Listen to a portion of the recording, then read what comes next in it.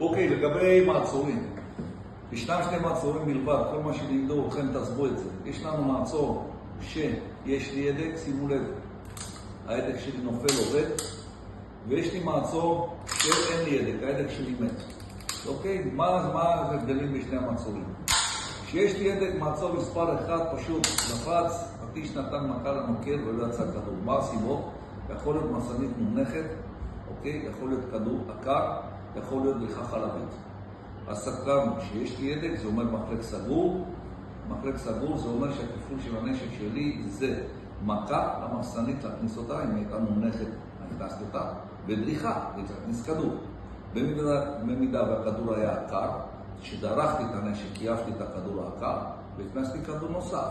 זאת אומרת, הסבירות שיהיו לי שני מעצורים ראשונים עם כדורים עקרים אחד אחר שני, הוא בלתי אפשרי. מדוע? כי בממוצע כדור אחד פסול יוצא בפס הייצור 1 ל10,000. סיכוי ששני כדורים כאלה הוא בדיוק אצלי, אחד אחרי השני הוא אפסי.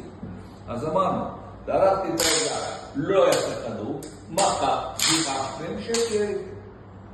מעצור השני דיברנו, אמרנו שמה? שהמחלק שלי מה איתו? הוא פתוח. תמיד כשהמחלק פתוח, לא יהיה לי הדק, וזה לא משנה כמה יהיה. שימו לב, יש לי פה מעצור הרובע, כולכם מכירים את זה. מה אין לי הדק? למה? כי המחלק שלי לא ננם. והם מתפעלים את העסק הזה, נורא פשוט, מוציאים אותו החוצה.